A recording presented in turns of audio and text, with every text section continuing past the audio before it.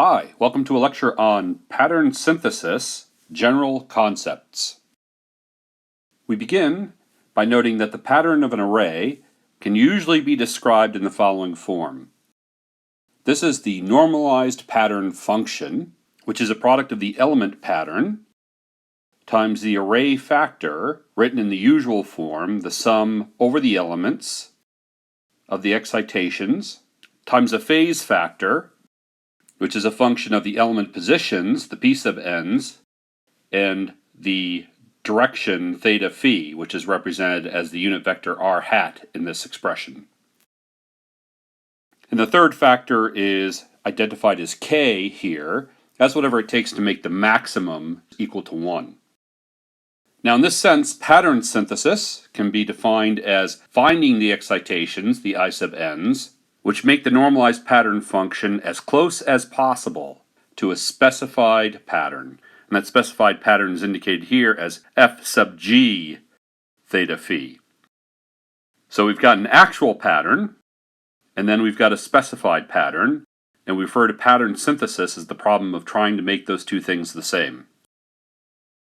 So first, I will say that it's normally not reasonable to expect you can make these exactly the same, at least not for all values of theta and phi. And one way you can see that this is likely to be the case is simply to note that this is essentially imposing an infinite number of constraints on a system which has only n-1 degrees of freedom. If we have an array with n elements, we have n-1 degrees of freedom in this linear system, and that's not enough to guarantee that the actual pattern equals the specified pattern. Unless there are some other circumstances that allow that to happen. But generally, that's not going to be the case. So by close as possible, what we mean is some combination of, for example, main lobe is generally in the right direction. That is usually a requirement. Preferably that maximum gain is in a specified direction. And that's quite doable. That one requirement, that maximum gain be in a specified direction, is quite easy to achieve. If we also require that the shape of the main lobe have some desired shape, then we're asking for a little bit more. Now, if we're asking for merely maximum gain in some direction, then we might not care so much about the shape of the beam. But in other applications, we may want something such as a sector beam. In contrast to a maximum gain beam, a sector beam is something which has a broad main lobe. It's intentionally broad. And such a lobe would be used for things like cellular telecommunication systems or for searching radars which are searching for targets but haven't yet found one. You may want side lobes, which are as low as possible, or you may want some combination of nulls.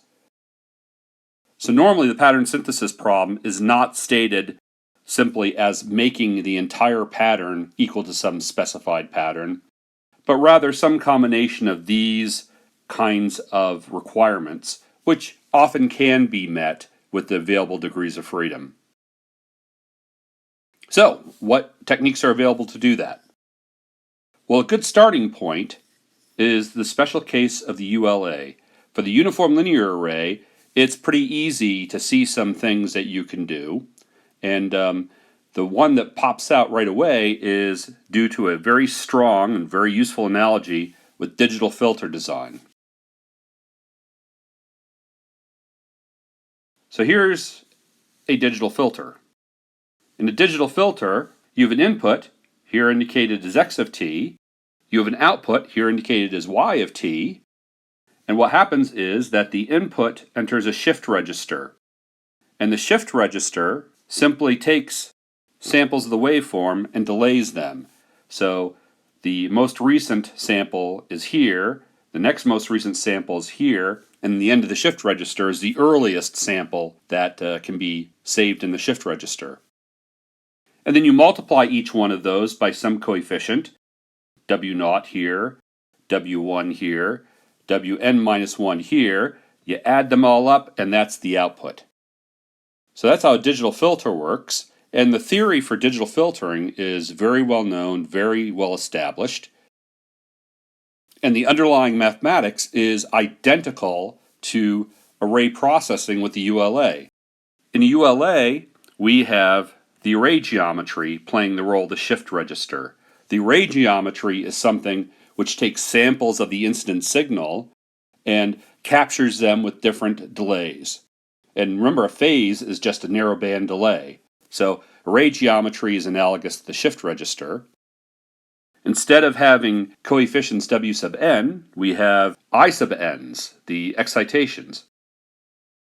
And instead of having a frequency response for this filter, we have a pattern function, the normalized pattern function, which is a function of theta and phi. And then I've probably referred to previously this duality between frequency in the time frequency domain problem and spatial frequency in the position pattern domain problem.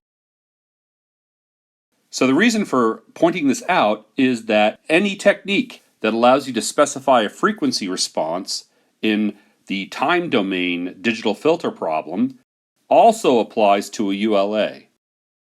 Now, that's a pretty powerful idea because there are many techniques for generating specified frequency responses for digital filters, and they all apply to ULAs, in particular uniformly spaced ULAs.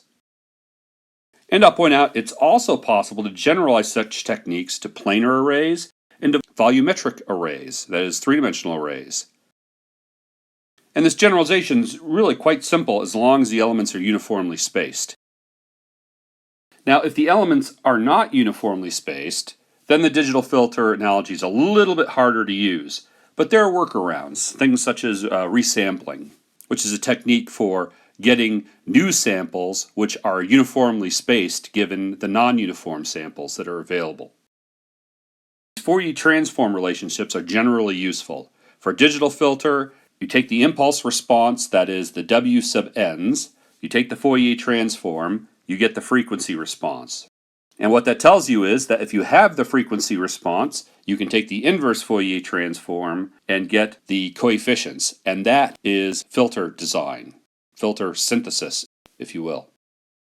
Similarly, for array design, and in particular uniform linear array design, a spatial distribution of current, that is the I sub n's, in certain positions, the P sub n's, if you take the Fourier transform, you get the pattern. So if you have the normalized pattern function and you take the inverse Fourier transform, then you get a spatial distribution of currents. That is pattern synthesis. Now, it doesn't mean you can get exactly the pattern you want. In other words, simply taking this pattern and doing the inverse Fourier transform to get the I sub n's doesn't mean that the I sub n's that you get through that process will give you exactly the pattern. For example, narrow bandpass filters. Bandpass filters which have narrow frequency response require long filters. So if you have only a few coefficients in your filter, then that limits how narrow the bandpass can be. Similarly, if you have a narrow main lobe in your pattern, you need a lot of elements to synthesize that pattern. Narrow main lobes require large apertures, that is, lots of I sub n's, and in particular, I sub n's, the elements, spread out over a sufficiently large aperture. Okay, so that's all fine, but what is the solution to the original problem? In other words, how do you choose the I sub n's such that the patterns are as close as possible to some specified pattern? Well, again, this problem is hopelessly over-constrained. And any candidate algorithm is going to have annoying weaknesses unless you have the luxury of having an infinitely large array with Nyquist sampled spacings, in which case you can do something. But in general, that's not the case. We've got a limited aperture and a limit to how well the aperture is going to be sampled. So any candidate algorithm, including the technique I just suggested, is going to have annoying weaknesses. So what do we do? Well, the usual strategy is to start off with something that gets you in the ballpark. Something, for example, that has a beam pointing in the right direction. Maybe it's the maximum gain solution. And then you use some combination of Fourier transform theory, in other words, what we know from Fourier transform theory, and iteration to nudge the design in the desired direction. Now, when I say iteration, what I mean is maybe some manual tweaking, maybe a genetic algorithm, or maybe machine learning, which is increasingly being used for this kind of thing. Now, am I saying that these three kinds of techniques are required? Absolutely not. But they play a role in certain problems where it's just hard to do better using any other technique. In another lecture, I'm going to show you one candidate algorithm that can get you in the ballpark. Something maybe a little bit better than just starting off with a maximum gain beam. So I will show you a technique which accepts a pattern specification and outputs the coefficients, and it'll get you closer than the maximum gain beam would. But again, there are always annoying weaknesses, and this technique will certainly have those as well. A key point to remember here is that there is no universal solution to the pattern synthesis problem. Unless you have an infinitely large array with an aperture which is Nyquist sampled, there is generally not going to be a perfect solution to this problem. That concludes this lecture on general concepts in pattern synthesis.